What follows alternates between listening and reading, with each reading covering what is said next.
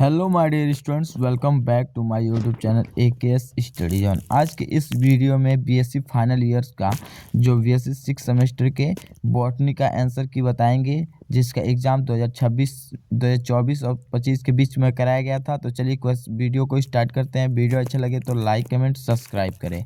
देखिए question number first को देखेंगे, सतत नियोजन कब होता है। देखिए सतत नियोजन कब होता है, तो इसका आंसर देखें तो इसका आंसर हो जाएगा भवन के विकास के डिजाइन चरण के दौरान। ठीक है, जो हमारा क्वेश्चन नंबर फर्स्ट है इसका आंसर हो जाएगा ए ऑप्शन सही हो जाएगा। ठीक है, भवन के डिजाइन चरण के दौरान होता है सतत नियोजन। ठीक है, क्वेश्चन नंबर देखिए सेकेंड को देखेंगे अब।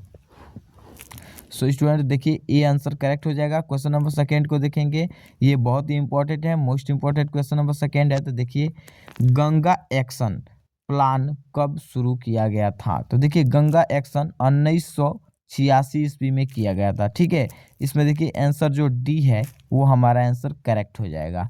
क्वेश्चन नंबर डी करेक्ट हो जाएगा। ठीक है, क्वेश्चन नंबर थ्री को देखेंगे।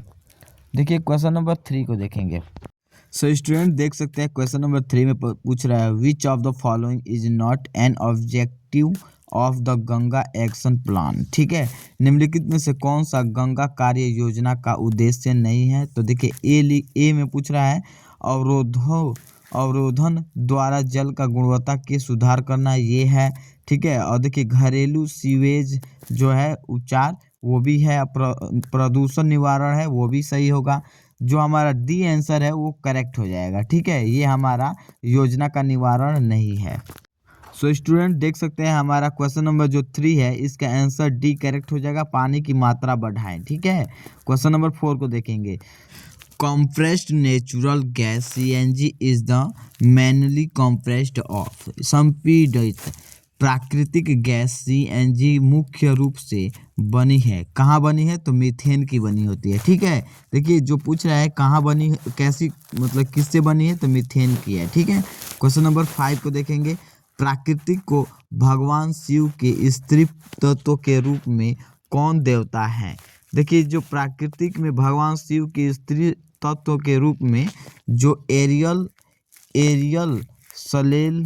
स्लेह है वही हमारा आंसर करेक्ट हो जाएगा। ठीक है, देखिए क्वेश्चन नंबर सिक्स को देखेंगे।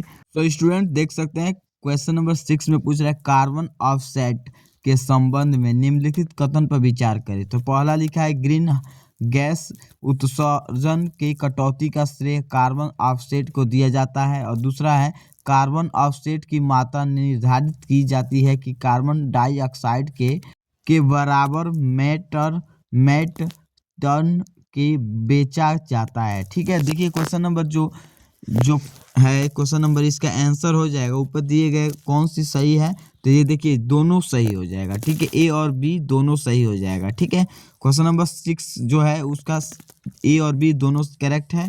क्वेश्चन नंबर सेवन को देखेंगे, कार्बन बाजार में एक महत्वपूर्ण घटक है जो देशों के अनुमत GHG उत्सर्जक का एक व्यापार योग्य अप्रयुक्त कोटा है। ठीक है, उसका अप्रयुक्त कोटा है, तो जो हमारा आंसर हो जाएगा इसका तो उसका हो जाएगा कार्बन क्रेडिट हो जाएगा। ठीक है, क्वेश्चन नंबर जो सेवन है इसका आंसर ए करेक्ट हो जाएगा।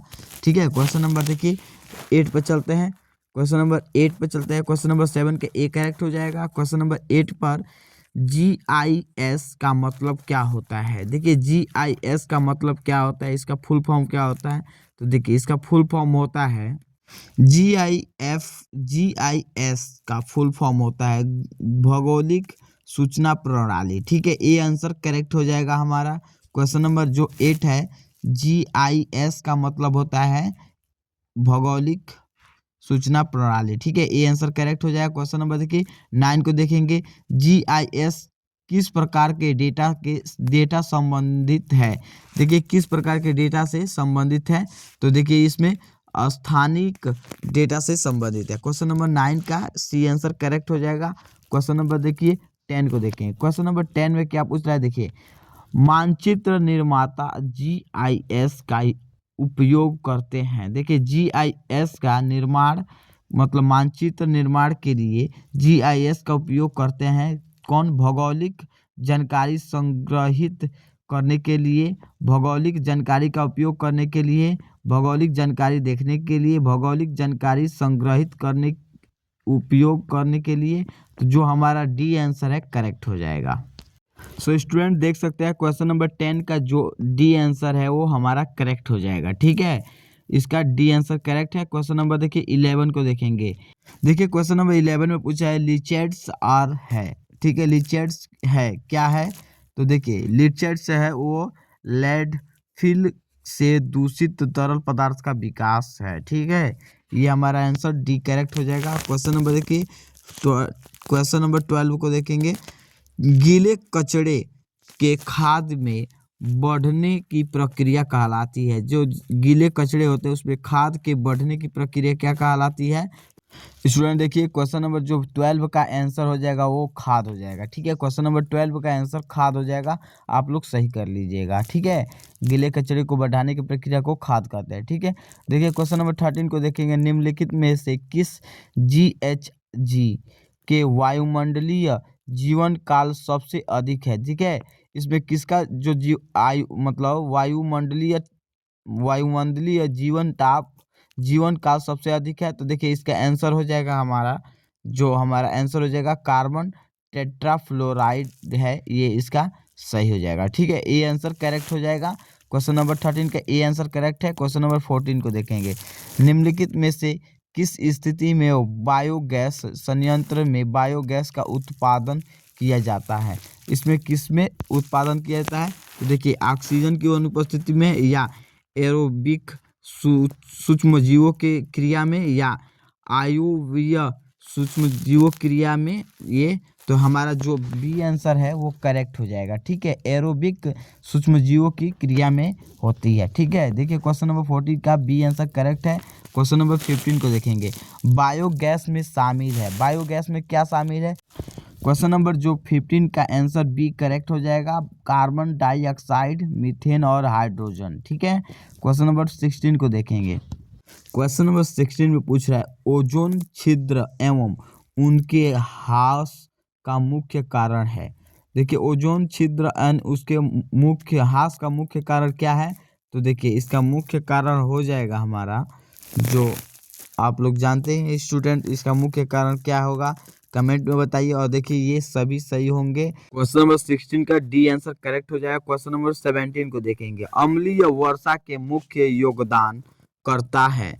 देखिए अम्लीय वर्षा के मुख्य योगदान करता कौन है? तो देखिए इसमें के मुख्य योगदान करता है, उसका आंसर हो जाएगा। देखिए क्वेश्चन नंबर 17 का आंसर हो जाएगा ऑप्शन जो बी है होगा करेक्ट हो जाएगा। नाइट्रोजन ऑक्साइड और सल्फर ऑक्साइड होता है। ठीक है, क्वेश्चन नंबर 17 का बी आंसर करेक्ट हो जाएगा। क्वेश्चन नंबर 18 देखेंगे 18।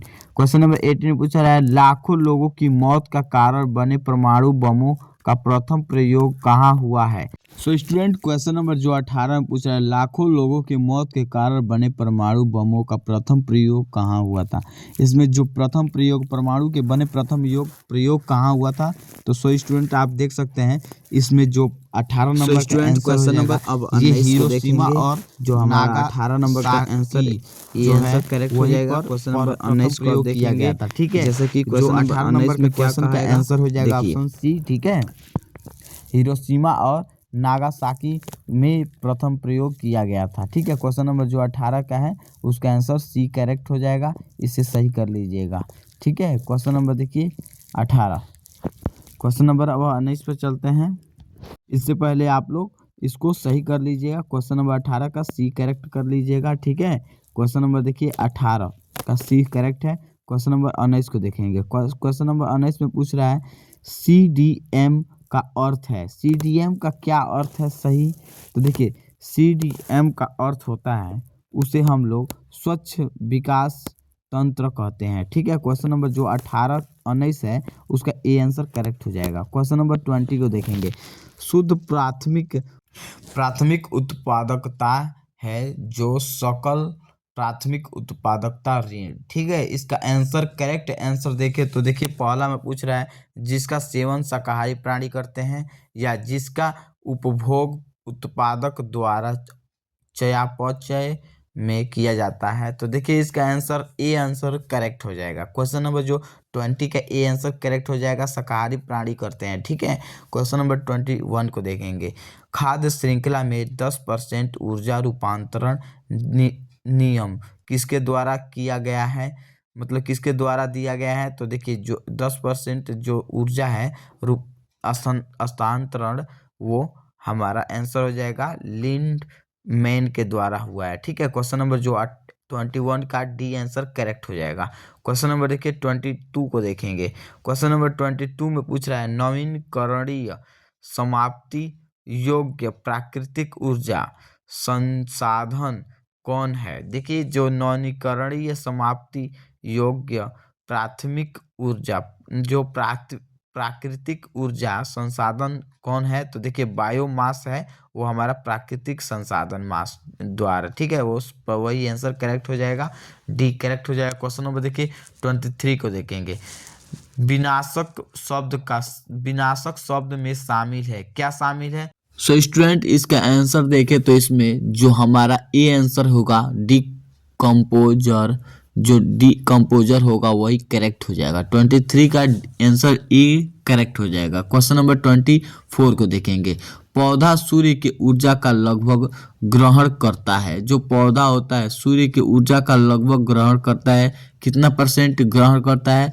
तो देखिए इसका आंसर हो जाएगा जो हमारा 1% होता है उसी को ग्रहण करता है, ठीक है। या देखिए क्वेश्चन नंबर जो हमारा है ए आंसर करेक्ट हो जाएगा, ठीक है। क्वेश्चन नंबर देखिए 24 का ए करेक्ट है। क्वेश्चन नंबर 25 को देखेंगे। सो स्टूडेंट देख सकते हैं क्वेश्चन नंबर 25 को, प्रत्येक प्रकार के पारिस्थितिकीय तंत्र की विशेषता क्या है। तो देखिए ए में दिया है जीवित चीजों के बीच के परस्पर क्रिया, और बी में दिया है जैविक और अजैविक कारकों के बीच का परस्पर क्रिया, और सी में दिया है अजैविक कारकों के बीच के परस्पर क्रिया, और देखिए डी में दिया है और डी दिया है व्यक्तियों के बीच झगड़े, ठीक है। तो स्टूडेंट देख सकते हैं इसमें जो हमारा आंसर हो जाएगा, करेक्ट आंसर हमारा बी हो जाएगा, ठीक है। क्वेश्चन नंबर जो करेक्ट आंसर हो जाएगा वो बी हो जाएगा, जैविक और अजैविक कारकों के बीच का परस्पर क्रिया होता है, ठीक है। चलिए नेक्स्ट क्वेश्चन पर चलते हैं, हमारा बी ऑप्शन सही होगा 25 नंबर का।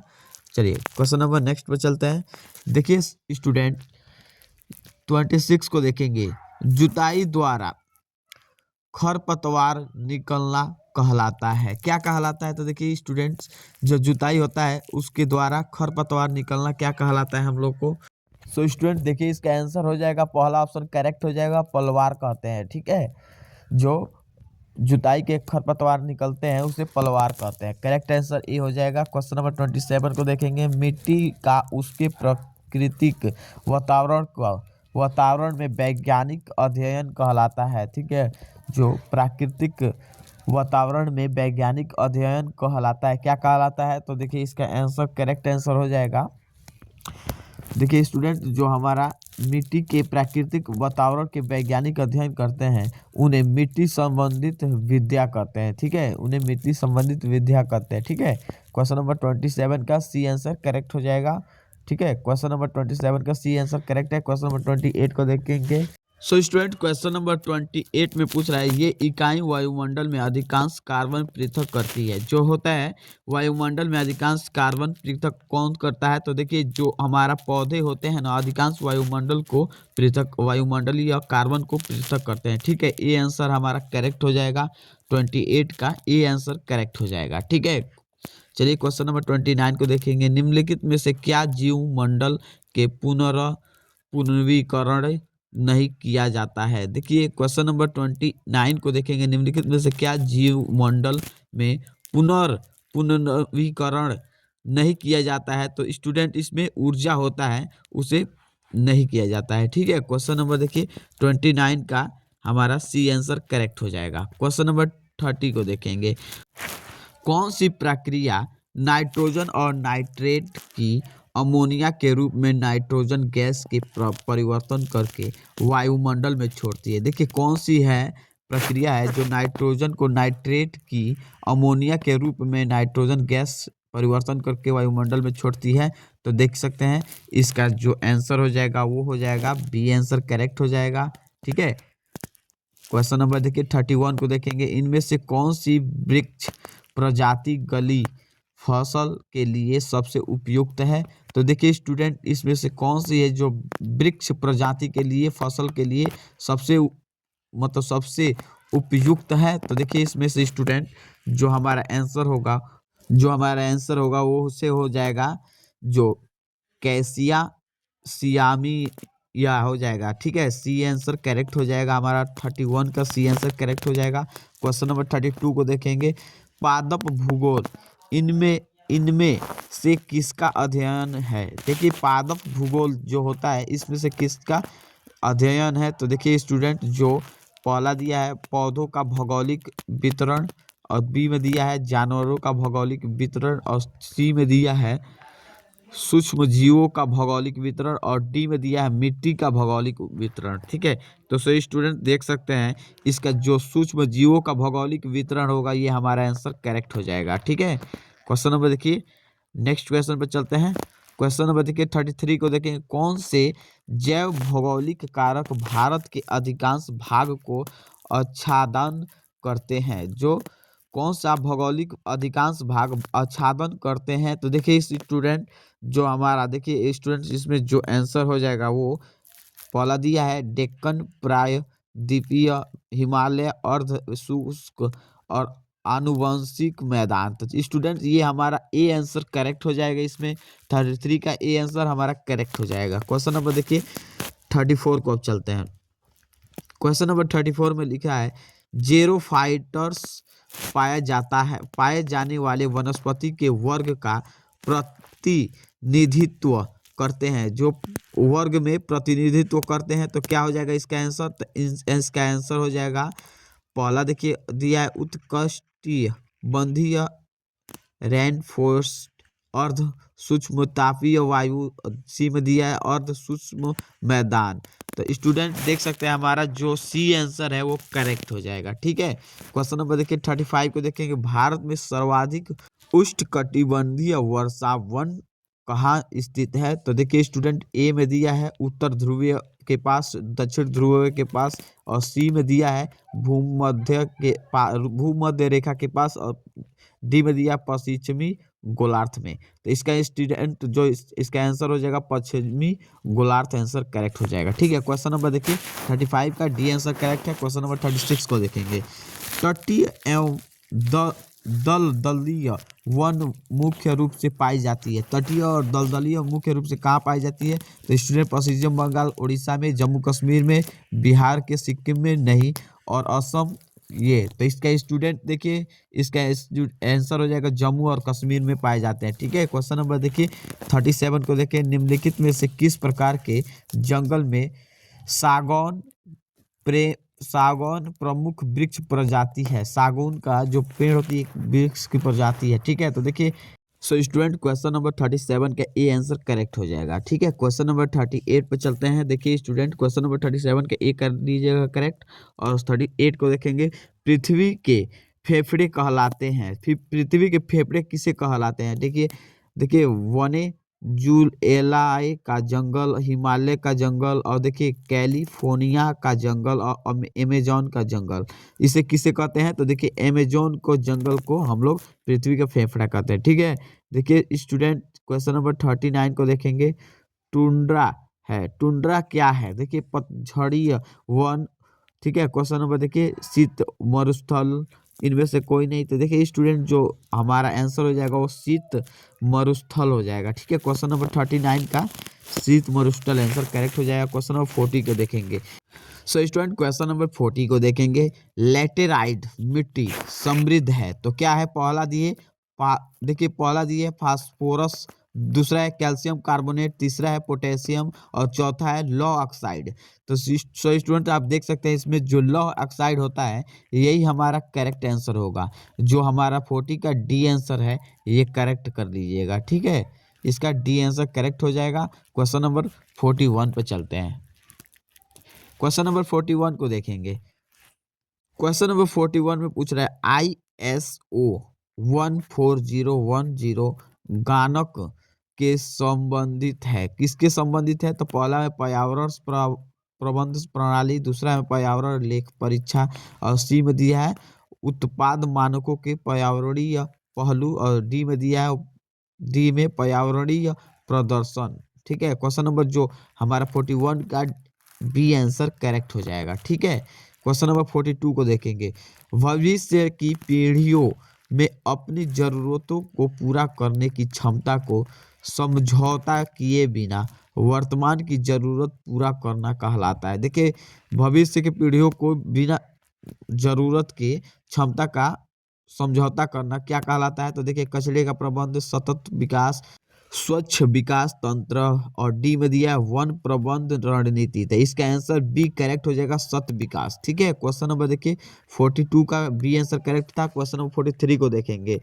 देखिए, क्वेश्चन नंबर 43 में पूछ रहा है, वेसल कन्वेंशन के अनुसार अपशिष्ट में वे संबंधित पदार्थ शामिल है। कौन से पदार्थ शामिल है? सो स्टूडेंट आप देख सकते हैं, इसमें पहला में पूछा अब लोगों के लिए कोई उपयोग नहीं रहा, और दूसरा में पूछा है बी में या तो त्याग दिया गया या तो त्यागने के इरादे हैं, और सी में दिया है निपटाने की जरूरत है, और डी में दिया है ऊपर के सभी। ठीक है, सो स्टूडेंट आप देख सकते हैं 43 का answer, so student question number 43 का आंसर ए करेक्ट होना चाहिए, क्योंकि इसको अभी 100% श्योर नहीं हूँ कि ये सही है या गलत। इसको आप कमेंट में बताइए, इसका आंसर क्या होगा। 43 का आंसर आप कमेंट में बताइए।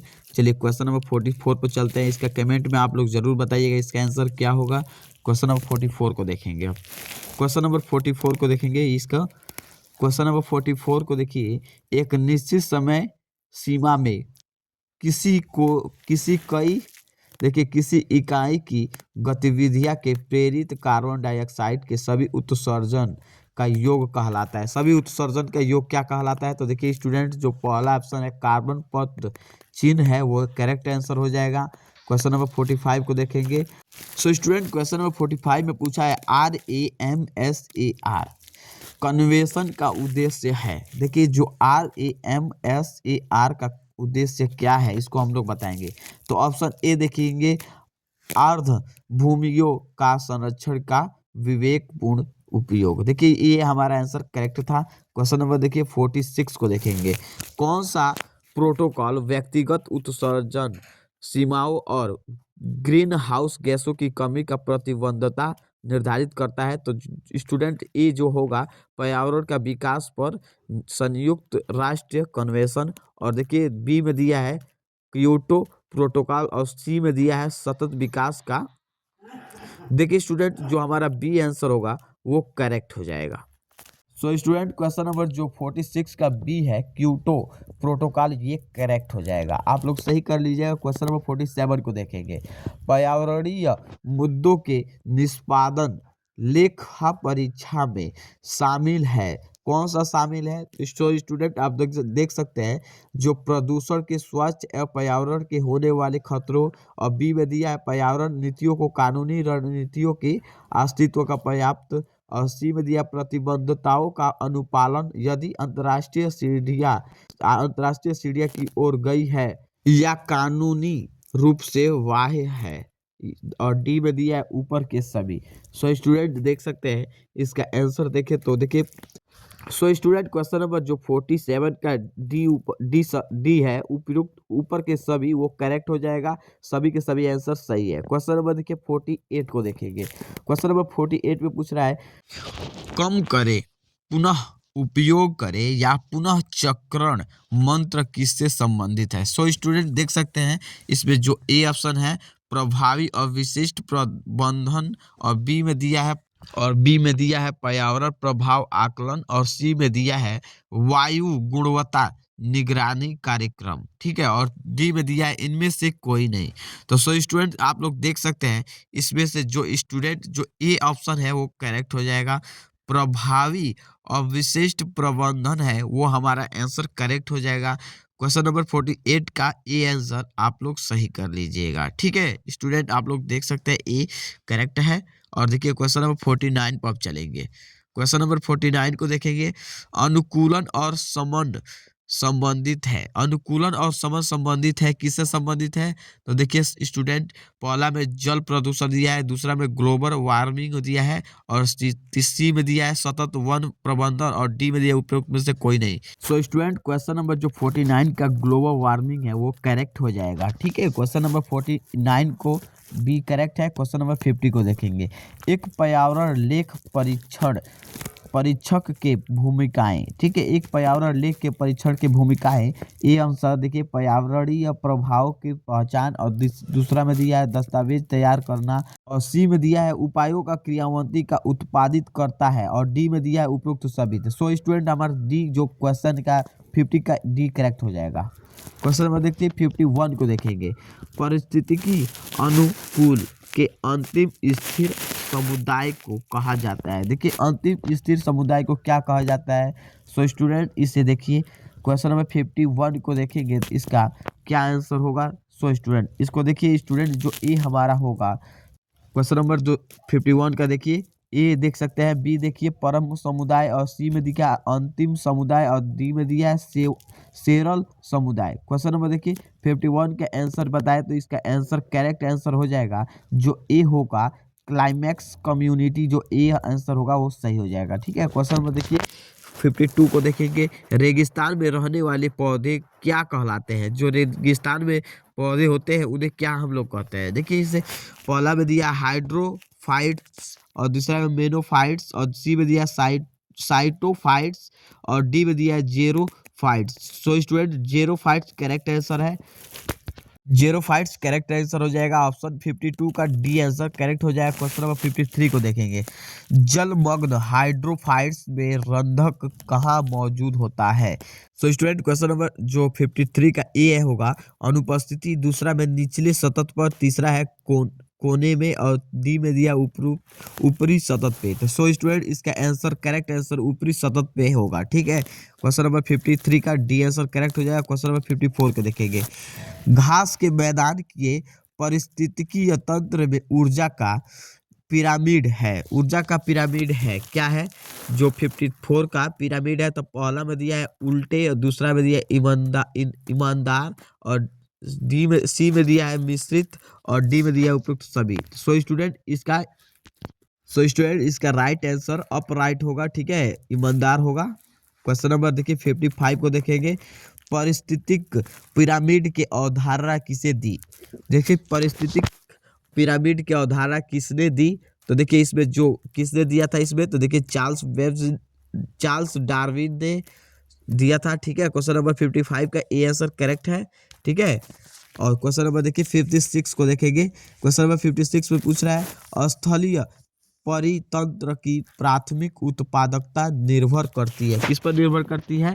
तो देखिए पौधे के प्रकाश संश्लेषण क्षमता, और बी में दिया विभिन्न प्रकार के पर्यावरणीय कारक, और सी में दिया है पोषक, और डी में पूछ रहा है ऊपर के सभी। सो स्टूडेंट, 56 का ए आंसर करेक्ट हो जाएगा। पौधे के प्रकाश संश्लेषण क्षमता के द्वारा हमारा जो होता है स्थलीय परितंत्र की प्राथमिक उपचार का निर्भर करता है। ठीक है, क्वेश्चन नंबर 56 का ए आंसर करेक्ट है। क्वेश्चन नंबर 57 को देखेंगे। प्रकाश संश्लेषण के पौधों के दौरान पौधों एक समावाधि के प्रति इकाई क्षेत्र की उत्पादित बायोमास कार्बनिक पदार्थ का मात्रा को कहा जाता है। क्या कहा जाता है? तो सो स्टूडेंट देखिए इसमें जो एक ए बी सी में जो बी आंसर करेक्ट हो जाएगा। ठीक है, प्राथमिक उत्पादन के द्वारा होता है। ठीक है, क्वेश्चन नंबर 57 का बी आंसर करेक्ट हो जाएगा। इसको सही कर लीजिएगा। क्वेश्चन नंबर 58 को देखेंगे। क्वेश्चन नंबर 58 को देखेंगे। आज जैविक विविधता के नुकसान का सबसे बड़ा महत्वपूर्ण कारक है। जो सबसे बड़ा नुकसान का महत्वपूर्ण कारक क्या है? तब देखिए पर्यावरण हानि और विखंडन, और देखिए अत्यधिक दोहन, और देखिए सी में पूछा है विदेशी प्रजातियों का आक्रमण, और डी में पूछा है सहविलुप्त होना। देखिए सहविलुप्त होना, तो इसका सही आंसर क्या होगा? सो स्टूडेंट, इसका सही आंसर हो जाएगा। तो स्टूडेंट, इसका आंसर हो जाएगा पर्यावरण हानि और विखंडन के द्वारा होता है। ठीक है, क्वेश्चन नंबर 58 को देखेंगे तो ए आंसर करेक्ट हो जाएगा। इसको सही कर लीजिएगा। क्वेश्चन नंबर 59 को देखेंगे। पृथ्वी शिखर सम्मेलन रियो डी जेनेरियो में आयोजित किया गया था। जो रियो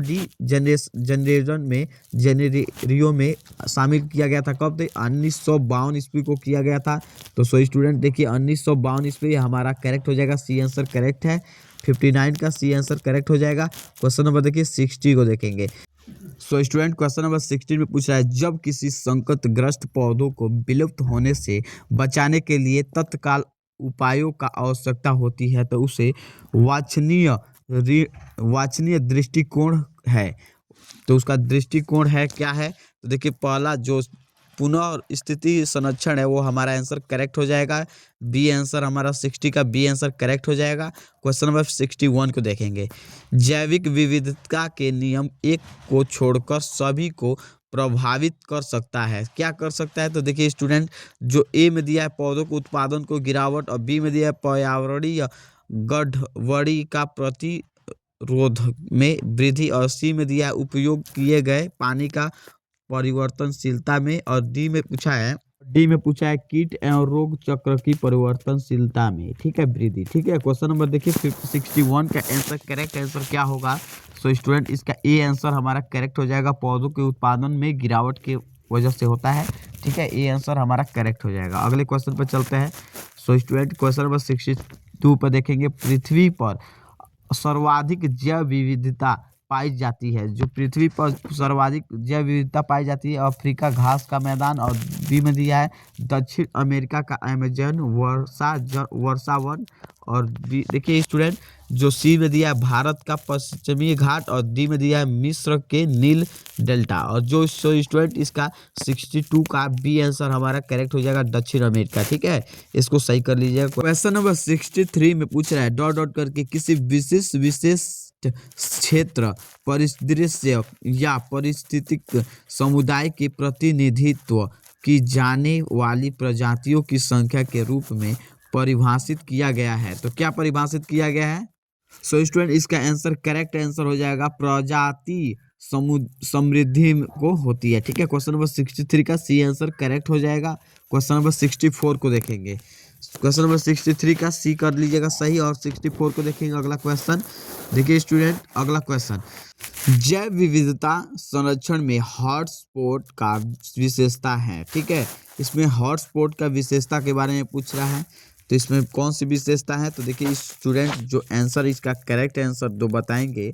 इसका आंसर देखिए उच्च स्थानिकीय एवं विलुप्त होने का खतरा। ठीक है, और बी में पूछा है कम स्थानीय और विलुप्त होने का उच्च खतरा, और सी में पूछा है उच्च स्थानीय विलुप्त होने का कम खतरा, और डी में पूछ रहा है कम स्थानीय को विलुप्त होने का कम खतरा। ठीक है, तो सो स्टूडेंट देख सकते हैं इसमें कि करेक्ट आंसर कौन सा होगा। देखिए जो जैव विविधता संरक्षण के हॉटस्पॉट की विशेषता के सबसे करेक्ट आंसर इसमें से हो जाएगा, उसे उच्च स्थानीय और विलुप्त होने का उच्च खतरा होता है। ठीक है, ये आंसर करेक्ट हो जाएगा। जो हमारा 64 का ए आंसर करेक्ट हो जाएगा। ठीक है, क्वेश्चन नंबर 65 पे चलते हैं। क्वेश्चन नंबर 65 पे चलते हैं। देखिए क्वेश्चन नंबर 65 पे पूछ रहा है बायोस्फीयर रिजर्व का वह क्षेत्र जो कानूनी रूप से संरक्षित है और जहां किसी का मानवीय गतिविधियां का अनुमति नहीं है कहलाता है। क्या कहलाता है स्टूडेंट? तो स्टूडेंट इसे कोर जोन कहते हैं। ठीक है, ए आंसर हमारा करेक्ट हो जाएगा। 65 का ए आंसर करेक्ट कर लीजिएगा। क्वेश्चन नंबर 66 को देखेंगे। 66 में पूछ रहा है लाल सूची का डेटा या जानकारी शामिल होती है। किसमें जो लाल डेटा की किसमें जानकारी शामिल होती है? सो स्टूडेंट देखिए सभी आर्थिक रूप से महत्वपूर्ण पौधे, और बी में दिया है ऐसे पौधे जिनका उत्पाद अंतर्राष्ट्रीय व्यापार है, और सी देखिए हमारा जो करेक्ट आंसर है खतरे का प्रजातियां होती है। ठीक है, क्वेश्चन नंबर देखिए 66 का खतरे की प्रजातियां आंसर करेक्ट हो जाएगा। क्वेश्चन नंबर 67 को देखेंगे। तो स्टूडेंट क्वेश्चन नंबर 66 का आप सी आंसर करेक्ट कर लीजिएगा। क्वेश्चन नंबर 67 को देखेंगे। वह प्रजातियां जो किसी विशेष क्षेत्र तक का समिति है और अन्यत्र नहीं पाई जाती है कहलाती है। ठीक है, इसे क्या कहलाती है? स्थानिक कहलाती है। ठीक है, क्वेश्चन नंबर 67 का सी आंसर करेक्ट हो जाएगा। क्वेश्चन नंबर 68 को देखेंगे। NVPGR संस्थान स्थित है, कहाँ पर स्थित है? तो सो स्टूडेंट देखिए दिल्ली में स्थित है। ठीक है, 68 का ए आंसर करेक्ट हो जाएगा। ठीक है स्टूडेंट, और देखिए 69 को देखेंगे। भारत के निम्नलिखित में से कौन सा क्षेत्र जैव विविधता का हॉटस्पॉट है। देखिए स्टूडेंट, पश्चिमी घाट, गंगा का तल, सुंदर वन और पूर्वीय घाट, इसमें से कौन सा आंसर करेक्ट हो जाएगा? तो सो स्टूडेंट इसे देखिए, इनमें से कौन सा आंसर करेक्ट है इसको हम बताएंगे। देखिए स्टूडेंट, इसमें से आंसर करेक्ट हो जाएगा, उसे पश्चिमी घाट कहते हैं। ठीक है, हमारा answer correct, A answer correct हो जाएगा 69 का। क्वेश्चन नंबर 17 को देखेंगे। क्वेश्चन नंबर 17 में पूछ रहा है, मृदा संरक्षण के निम्नलिखित में से किस प्रक्रिया को मल्चिंग कहा जाता है? मल्चिंग कहा जाता है। तो देखिए स्टूडेंट, ए दिया है पत्थर, घास, मिट्टी का उपयोग आकृति के साथ अवरोध बनाने के लिए किया जाता है, और बी में दिया है पौधे के बीच नंगी जमीन भूसे जैसे कार्बनिक पदार्थों के एक परत से ढकी होती है। जैसे खाद्य पदार्थ का यूज किया जाता है किसी भी पौधे को बनाने में, इसलिए हमारा आंसर करेक्ट आंसर हो जाएगा 70 का। Correct answer B answer correct हो जाएगा। सो स्टूडेंट आप लोग सही कर लीजिएगा, बी आंसर करेक्ट हो जाएगा। चलिए क्वेश्चन नंबर 71 पे चलते हैं। ठीक है, इसको बी आंसर करेक्ट कर लीजिएगा। जो आप लोग पौधे लगाते हैं उसमें, जो जैसे पौधे लगाते हैं उसमें खाद का यूज किया जाता है, इसलिए ये हमारा answer correct, B answer correct हो जाएगा। क्वेश्चन नंबर 71 को देखेंगे अब। सो स्टूडेंट, क्वेश्चन नंबर 71 में पूछ रहा है, लाल मिट्टी किसकी उपक्षयी सामग्री से बनती है? लाल मिट्टी किस उपक्षयी सामग्री से बनती है? तो देखिए, आग्नेय चट्टान के द्वारा, तल क्षैतिज चट्टान के द्वारा, रूपांतरित चट्टान और चूना पत्थर से। तो सो स्टूडेंट, हमारा ए आंसर जो होगा वो करेक्ट हो जाएगा। ठीक है, आग्नेय चट्टान के द्वारा बनाई जाती है। ए आंसर करेक्ट कर लीजिएगा। क्वेश्चन नंबर 72 को देखेंगे। सीढ़ी बनाना मृदा संरक्षण की एक प्रभावी विधि है। कौन सी प्रभावी विधि है जिसे सीढ़ी बनाना मृदा संरक्षण की एक प्रभावी विधि है? तो देखिए, रेगिस्तानी इलाके, पहाड़ी इलाके, मैदानों और देखिए नदी तटीय क्षेत्र। तो सो स्टूडेंट देख सकते हैं, हमारा पहाड़ी इलाके के द्वारा सीढ़ियाँ बनाई जाती है। ठीक है स्टूडेंट, 72 का बी आंसर करेक्ट हो जाएगा। क्वेश्चन नंबर 73 को देखेंगे।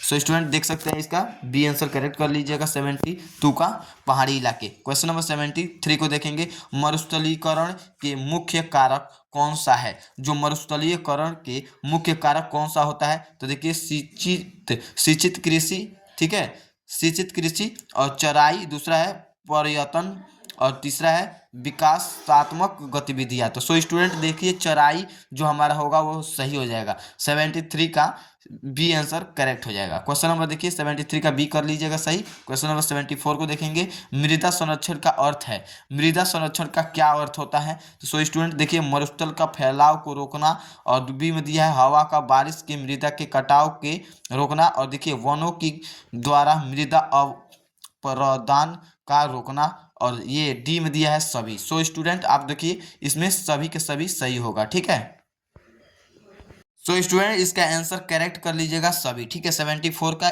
सी डी सही है। 75 को देखेंगे। गहरे रंग की मिट्टी सबसे उपजाऊ मानी जाती है क्योंकि इसमें शामिल है, क्या शामिल है? सो स्टूडेंट देखिए, ये बजड़ी और रेत, ये देखिए बजड़ी और रेत और कैल्शियम, और सी में पूछा है मिट्टी और धरण। सो स्टूडेंट क्वेश्चन नंबर 75 का आंसर देखिए, तो इसमें मिट्टी और धरण होगा, वो हमारा आंसर करेक्ट हो जाएगा। 75 का मिट्टी और धरण की वजह से गहरे मिट्टी, मतलब गहरे रंग की मिट्टी को उपजाऊ मानी जाती है। ठीक है, देखिए स्टूडेंट्स, ये हमारा 75 मोस्ट इंपॉर्टेंट क्वेश्चन है। चलिए वीडियो को यहीं पर समाप्त करते हैं, मिलते हैं नेक्स्ट वीडियो में नेक्स्ट टॉपिक के साथ। Thank you for watching my video. ये video DDU university, Gorakhpur university से रिलेटेड है, अन्य यूनिवर्सिटी से भी रिलेटेड है, और जो बुद्धा पीजी कॉलेज है इससे भी रिलेटेड है। बहुत ही इंपॉर्टेंट क्वेश्चन है, इसको आप लोग तैयार कीजिएगा। बॉटनी का बहुत ही मोस्ट इंपॉर्टेंट क्वेश्चन है, आप इसको तैयार कीजिए और अपने दोस्तों के पास शेयर कीजिए ताकि आपको नेक्स्ट वीडियो ऐसे ही, और चैनल को सब्सक्राइब कीजिए ताकि नेक्स्ट वीडियो आपको ऐसे ही मिलते रहें। ठीक है, चलिए मिलते हैं नेक्स्ट वीडियो में नेक्स्ट टॉपिक के साथ। Thank you for watching my video.